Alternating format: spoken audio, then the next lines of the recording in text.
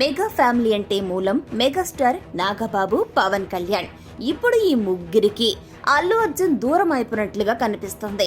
విశ్వసనీయ వర్గాల భోగట్ట ప్రకారం ఇప్పుడు ఈ ముగ్గురు అల్లు అర్జున్ మీద చాలా గురువుగా ఉన్నారు. లాస్ట్ మినిట్ లో స్నేహం పేరిట వైసీపీ అభ్యర్థి ప్రచారానికి బన్నీ వెళ్లడం అన్నది వీళ్లకు కోపకారణం.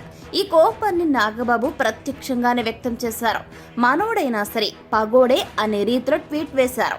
ఇక విశ్వసనీయ వర్గాల భోగట్ట ప్రకారం నాగబాబు తన సన్నిహితుల దగ్గర బన్నీని కాస్త ఘాటైన భాషతోనే విమర్శిస్తున్నట్లుగా తెలుస్తోంది. మెగాస్టార్ తన పెద్దరికానికి, హోదాకు తగినట్లు మౌనంగా ఉండిపోయినట్లుగా తెలుస్తోంది. ఇక జనసేనాని పవన్ కళ్యాణ్ దగ్గర ఈ విషయం ప్రస్తావనకు వచ్చినప్పుడు కాస్త చికాకు పడి వదిలేయండి అని అన్నట్లు తెలుస్తోంది. ఇలా టాలీవుడ్ లో గాసిప్స్ రకరకాలుగా వినిపిస్తున్నాయి. కానీ బన్నీ మాత్రం మెగా బంధాలు తెంపుకునే ఆలోచనలో లేనట్లుగా తెలుస్తోంది. తాను 2019లో జనసేనకు అందరికన్నా ముందుగా 2 కోట్ల రూపాయలు విరాళమిచ్చిన విషయం ఇప్పటి వరకు బయటకు రాలేదు.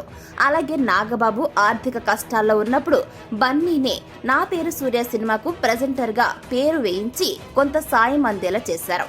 ఇన్ని చేసిన బన్నీ ఇప్పుడు జస్ట్ తన ఫ్రెండ్ కోసం ప్రచారానికి వెళ్లడం మెగా ఫ్యామిలీ దృష్టిలో పాపమైపోయింది. బన్నీకి సన్నిహితుడు బన్నీవాస్ గత ఎన్నికల్లో పవన్ కోసం విపరీతంగా కష్టపడి పనిచేశారు. కానీ తర్వాత పవన్ ఆయనను దూరం పెట్టేశారు. మళ్లీ పవనే పిలిచి దగ్గరకు తీసి కీలక బాధ్యతలు అప్పగించారు. బన్నీకి ఇష్టం లేకుండా అయితే బన్నీవాస్ జనసేన పట్ల కీలకంగా వ్యవహరించారు కదా. బన్నీ సన్నిహిత వర్గాల భోగట్ట ప్రకారం తను వెళ్లడం ఇంత గడబిడకు దారి తీస్తుందని బన్నీ అనుకోలేదు. తను వెళ్లిన విషయాన్ని వైసీపీ పూర్తిగా ఓన్ చేసుకుని హడావిడి చేస్తుందని అనుకోలేదు. అదే టైంలో ఈ విషయాన్ని మెగా ఫ్యామిలీ మరీ ఇంతలా భూతద్దంలో చూస్తుందని ఊహించనూ లేదు. అందుకే మౌనంగా ఉండిపోయినట్లుగా తెలుస్తుంది.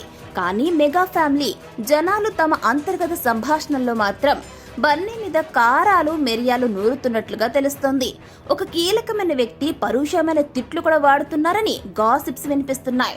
బన్నీకి రామ్ చరణ్ కు పొసగదు అని చిరకాలంగా ఉన్న వదంతులు ఇప్పుడు మెగా ఫ్యామిలీకి ఇక బన్నీ దూరం అనే రేంజ్ లో వినిపిస్తున్నాయి.